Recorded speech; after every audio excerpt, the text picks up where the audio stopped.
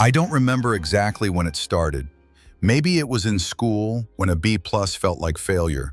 Or maybe it was in college when everyone else seemed to be doing internships, starting side hustles, running marathons, while I was just trying to stay afloat. Or maybe it was when I joined the workforce and suddenly being good enough wasn't enough anymore. But somewhere along the way, I started chasing perfection, and it's been quietly killing me ever since. Why do we do this to ourselves? Why do we convince ourselves that we have to be flawless to be worthy? That rest is laziness, that success means doing everything all at once without breaking? I've spent years trying to be the perfect version of myself, the ideal employee, the supportive friend, the emotionally stable partner, the well-read, healthy, ambitious, well-dressed, socially active, always available human being who never drops the ball. Spoiler alert, I drop the ball all the time. And every time I do, I feel this overwhelming wave of shame, like I've failed not just at the task, but as a person. Why is that? Why is making a mistake treated like a character flaw? I remember one week in particular. My calendar was packed. Work deadlines, doctor's appointments, a friend's birthday dinner, family obligations, gym sessions, meal prep, laundry, emails, unread messages piling up. By Wednesday, I was running on caffeine and cortisol. I snapped at someone in a meeting. I forgot to text my friend back. I skipped the gym and ordered takeout. And by Friday, I was lying on the bathroom floor crying and thinking, I can't do this anymore. But then I wiped my tears, put on a smile, and kept going. Because what choice did I have? We live in a world that glorifies burnout, that celebrates overachievement, that calls people inspirational for sacrificing their health, relationships, and peace of mind in the name of ambition. Why? Why do we reward people for destroying themselves? You get praise for staying late at the office. You get labeled driven for skipping vacations. You get called disciplined for ignoring your body's need to rest. But God forbid you take a day off just because you're tired. Suddenly you're unreliable. It's exhausting. And what's worse is that half the time, we're not even doing it for ourselves.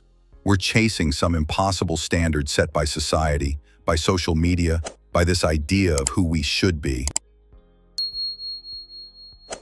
Perfect body, perfect relationship, perfect job, perfect home, perfect mindset, perfect skin, perfect diet, perfect responses in every situation. Be calm, be productive, be kind, be funny, be strong, be humble, be assertive, be attractive but not vain, confident but not arrogant, successful but not intimidating, smart but still likable. Who is this person we're all trying to become? And why are we sacrificing our peace to be them? I don't think I even know what I want anymore. I just know what I'm supposed to want. What I've been told is success. What I've been told makes a life meaningful.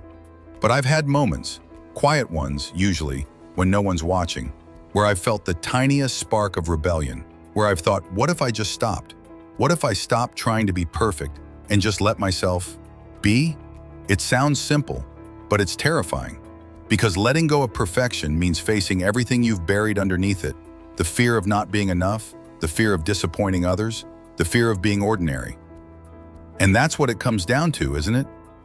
We're terrified of being ordinary, of living a life that isn't extraordinary, filtered, optimized, documented, and praised. We're scared that if we're not exceptional, we're invisible. That if we're not constantly achieving, we're falling behind. But behind what? Who made this race? I'm starting to realize that burnout isn't just physical, it's emotional, it's soul deep. It's what happens when you spend your life proving your worth instead of living it.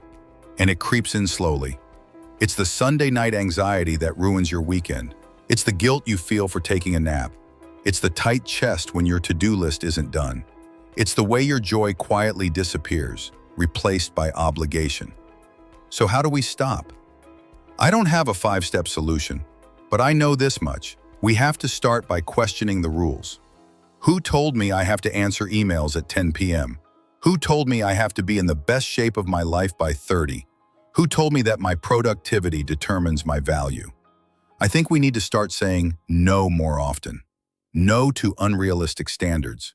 No to people-pleasing. No to toxic positivity and hustle culture. No to pretending we're okay when we're not. And we need to start saying yes to rest, to boundaries, to softness, to mediocrity even. Yes to being human. Because the truth is, perfection is a moving target. Even if you reach it, it shifts. There's always another mountain to climb, another thing to fix, another way to improve. But peace? Peace is available now, in this moment. Not someday, not when you've earned it, now. It's in letting your house be messy. It's in saying, I can't take that on right now. It's in skipping the gym to sleep in. It's in laughing at your own mistakes.